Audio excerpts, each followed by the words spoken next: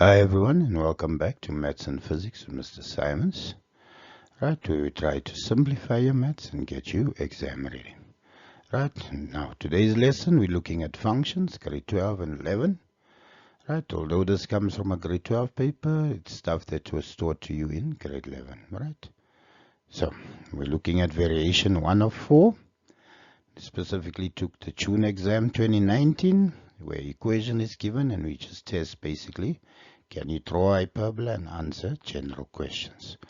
Right, if you're stuck with any of this, just go back. I've done the classwork in detail on my YouTube channel. Just punch in Maths and Physics with Mr. Simons. Go to the folder that says functions and you'll find your classwork and exam work there, right? But let's look at this question.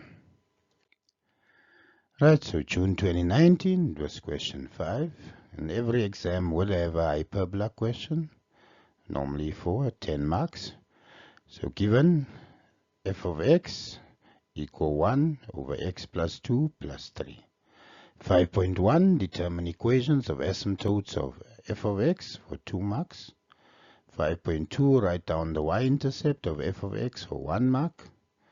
5.3, calculate the x-intercept of f of x for 2 marks. Then 5.4, sketch the graph of f of x. Clearly label all intercepts with axes and asymptotes for 3 marks. So here's a question you can attempt. You should be able to get 8 out of 8. But if you don't, look where you've gone wrong. Take a different color pen. And then from there, correct your errors, right? I'm going to be doing the solution so you can look at where you've gone wrong. And now you're going to go about fixing it. As I said, this is the first variation, right? So let's look at the solutions. Right, so question 1. Determine the equation of the asymptotes of f of x. Right, so number 1, there we have 1 over x plus 2. Now in grade 9 we taught you anything divided by 0 is undefined. If it's undefined, it means I can't get that point. The asymptote is basically a point where a graph will never reach or touch, right? So if I put in negative 2 plus 2, that would give me 0. 1 divided by 0 becomes undefined. So therefore we have we call a vertical asymptote, x equal minus 2. Right? My horizontal asymptote will equal to 3, because if I put 3 there, 3 minus 3 would become 0. If that equals 0, anything times 0 gives me 0, and 0 cannot equal 1. So in short, vertical asymptote, whatever makes the bottom 0, and horizontal asymptote will always be the value given there in the form of y, or what we call the q value, right? 5.2, write down the y-intercept of f of x. So I assume you still remember, to get a y-intercept, we make x equal to 0. So instead of writing f of x, I write f of 0. So that becomes 1, 0 plus 2 plus 3. Right? That gives me 1 over 2. 1 over 2 plus 3 gives me 3.5. But 3.5 can also be written as 7 over 2. So 2 times 3 gives me 6. Plus 1 gives me 7 over 2. But that you can find on your calculator. So my y-intercept is x is 0 and y is 7 over 2. Right? Third question. Calculate the x-intercept of f of x for 2 marks. Right? So for x-intercept, we always make y equal to 0. Right? So f of x equal 1 over x plus 2 plus 3. The y becomes 0. I have 1 over x plus 2. Right, now the first thing we'll always do is take the plus 3, whatever's attached to it, over. So plus 3 would become negative 3 if I take it over. And only then can I multiply the denominator away. So minus 3 times x plus 2 equal the 1 that's left. Minus 3 times x would give me minus 3x. Minus 3 times 2 would give me minus 6 equal 1. If I take negative 6 over, 1 plus 6 becomes 7. So I have minus 3x equals 7. So always divide by whatever's in front of x, the coefficient of x.